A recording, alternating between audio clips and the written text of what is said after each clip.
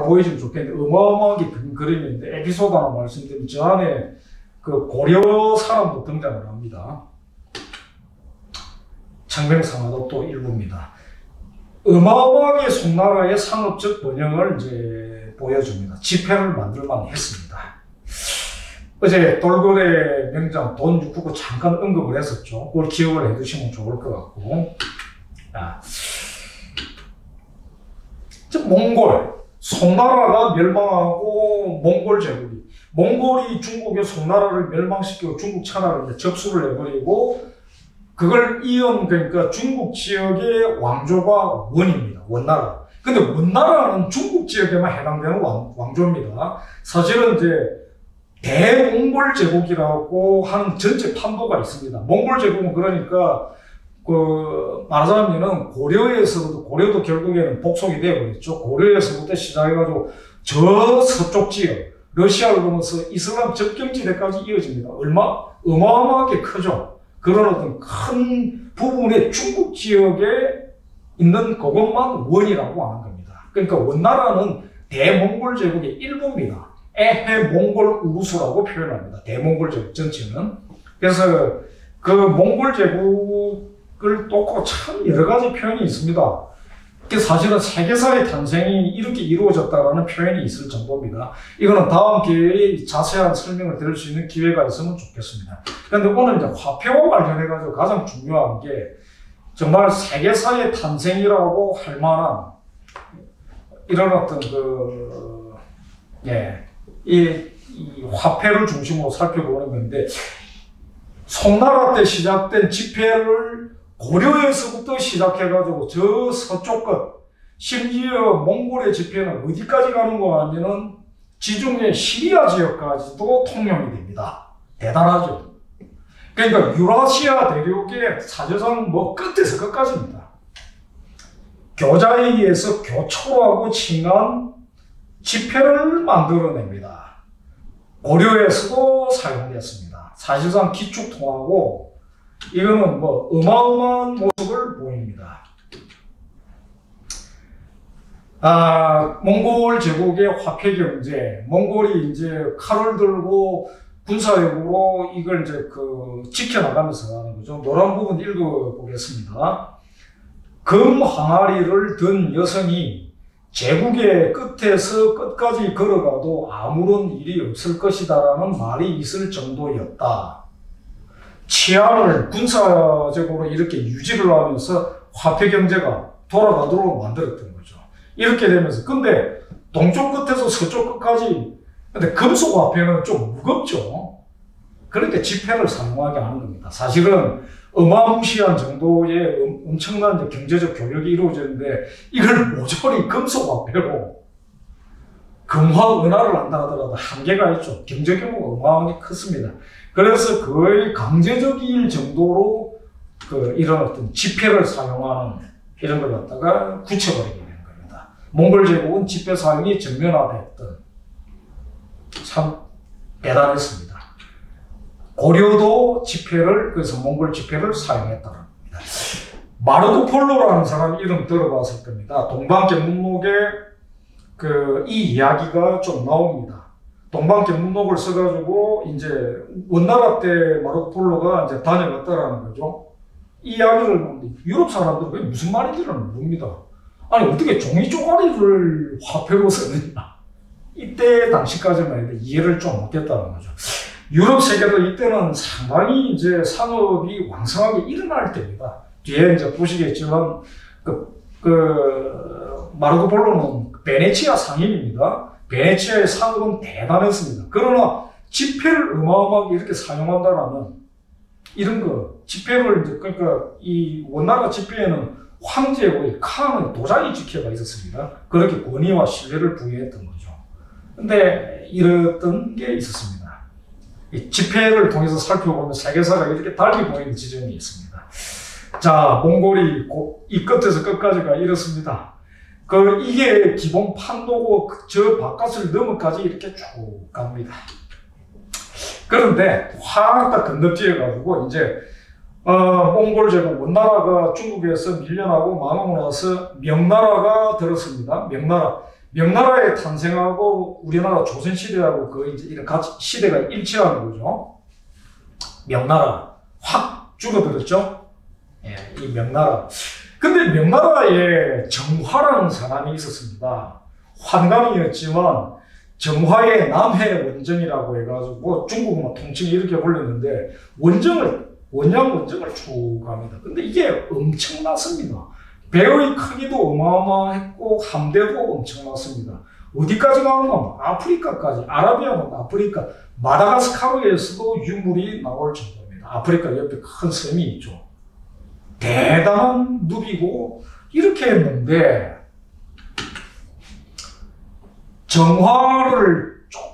이 정화 함대를 완전히 다 파괴를 해버립니다.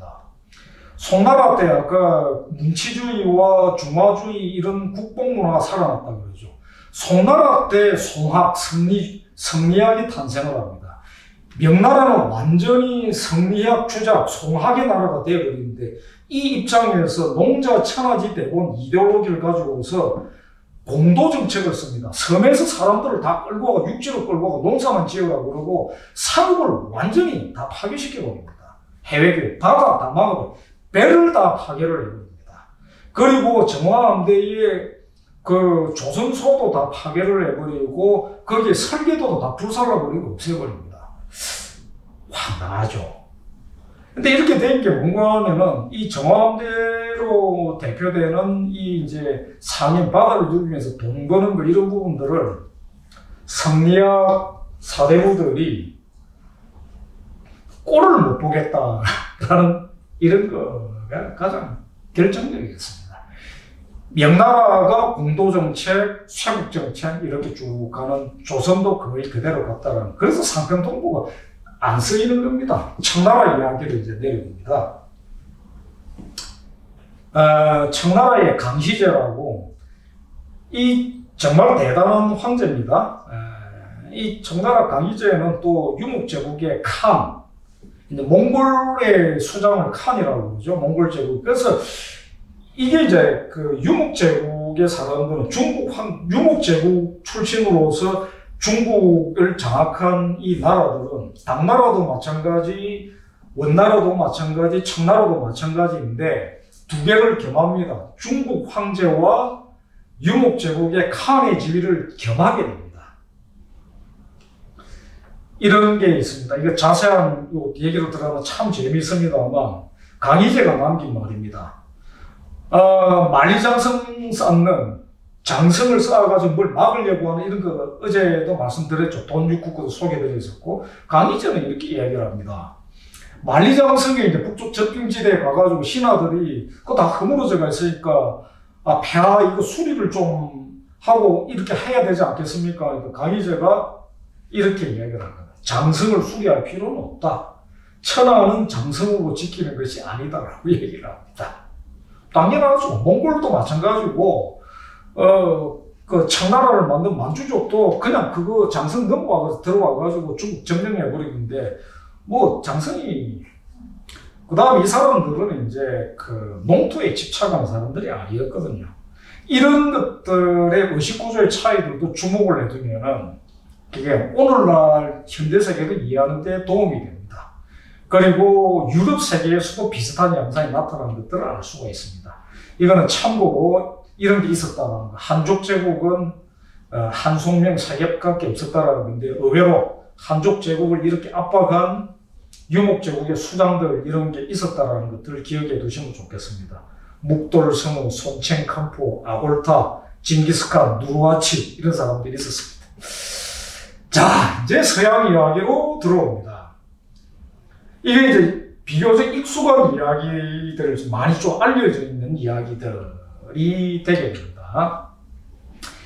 근대 서양 세계의 이 질주가 그대로 오늘날 현대 세계를 규정짓게 되는데,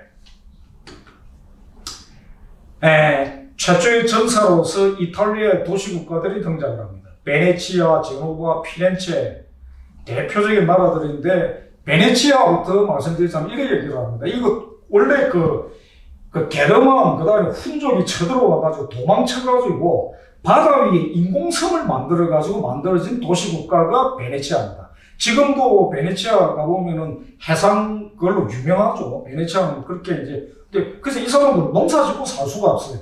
처음부터 바다를 누비면서 장사를 합니다. 완전히 해상무역 제국인데 해군을 만들어가지고 바다를 누비는 이렇게 됩니다. 베네치아도 마찬가지, 제노바도 마찬가지, 피렌체도 마찬가지 그렇습니다. 피렌체를 무대로 한 다 상업 이제 도시 폴리스들이고 이 국가들에서 메디치 가문, 특히 피렌체에서 메디치 가문이 유명하죠. 르네상스의 중심지가 되고 이렇습니다.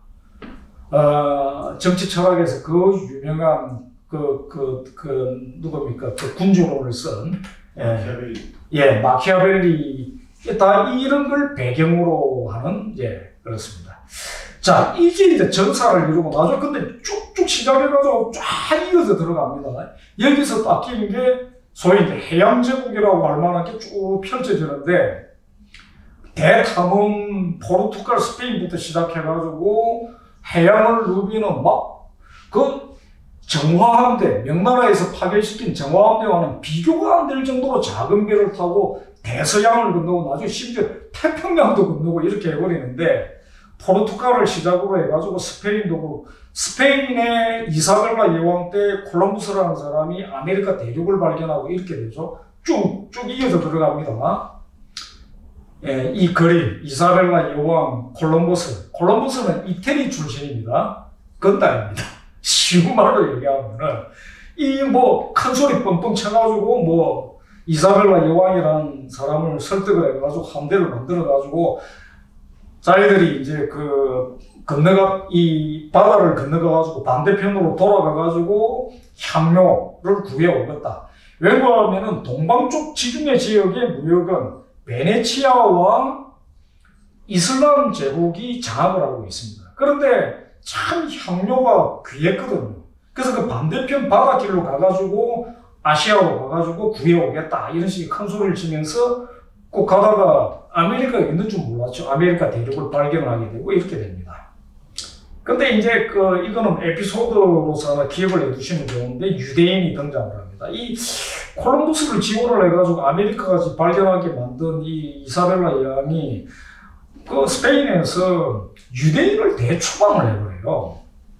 근데 이게 참 역사의 아이러니가 있는데 이때 추방당한 유대인들이 대거 네덜란드로 주로 많이 갑니다. 물론 이제 중동 지역으로 돌아간 사람들도 있고 영국으로 간 사람들도 있고 지도에 보이듯이 다양한 곳으로 정착을 하는데 네덜란드로 간 유대인들과 영국으로 간 유대인들이 또 맹활약을 하는 게 나옵니다. 우선 이제 영국부터 먼저 보겠습니다. 영국의 문화의 차이.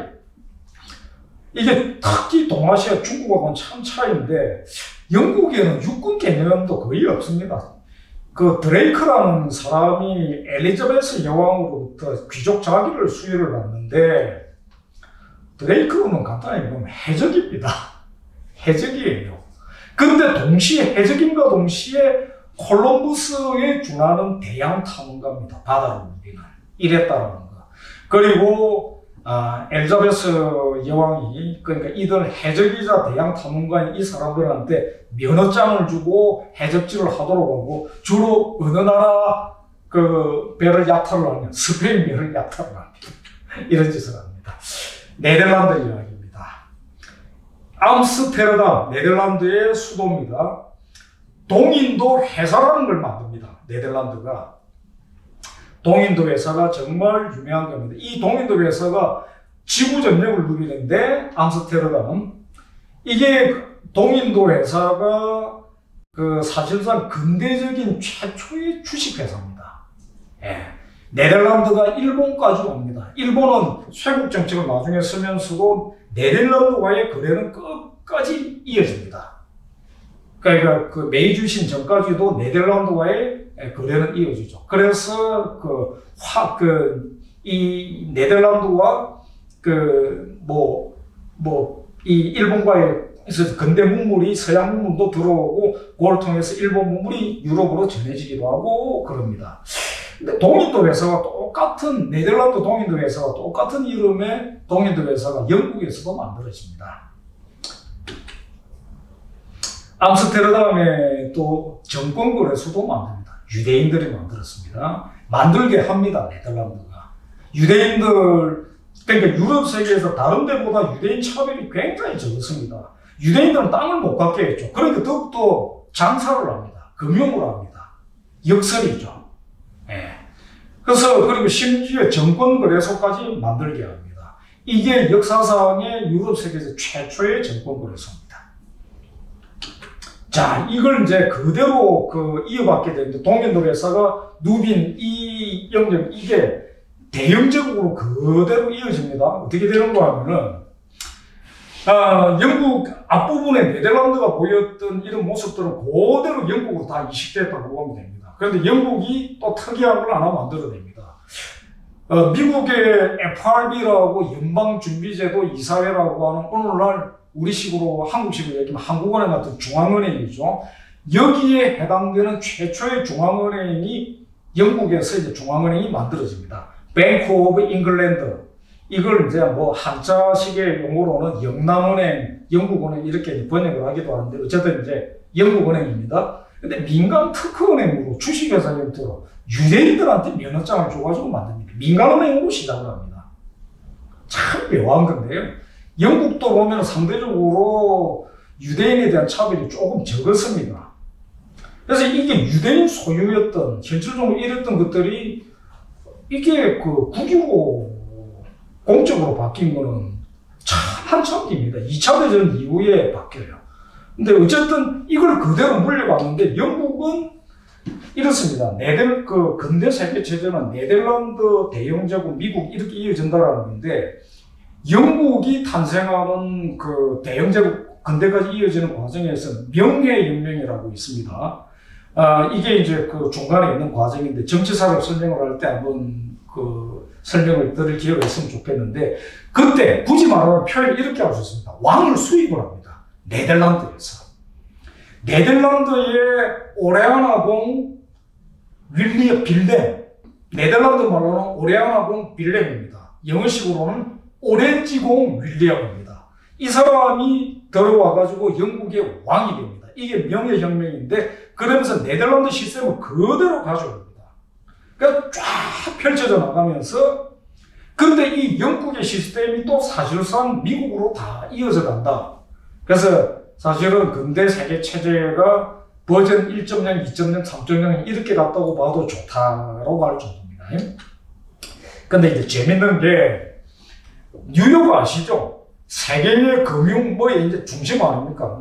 이 뉴욕 하면 다 알 겁니다. 근데 이게 뉴욕이 원래 이름은 뉴 암스테르담입니다. 그러니까 네덜란드의 수도 이 암스테르담 먼저 개척을 했거든요. 이게 오늘날의 뉴욕이다. 요크, 새로운 요크라는 거. 요크는 영국의 도시죠. 참 그 인연을 역사적으로 명칭에서도 다 보여주는 겁니다. 이런 책이 있습니다. 제목이 우리말로 하나님은 놀라운 일을 하셨도다. 그래서 참 기독교 서적인가? 그게 아니고 경제사책이고 역사책입니다. 영어 제목이 God and Gold입니다. 정말 제목을 잘 붙였다고 생각이 드는데 개신교적인 종교계의 문화에 개신교적인 이런 어떤 그 정신과 그 다음에 골드라고 표현되는 화폐 경제 이런 부분들이 근대 세계를 만들어냈다. 이런 이야기를 담고 있습니다. 자, 다니엘 디포라는 사람이 있습니다. 로빈슨 크루소라고 옛날에는 참 이런 거 다 읽고 그랬습니다. 그 로빈슨 크루소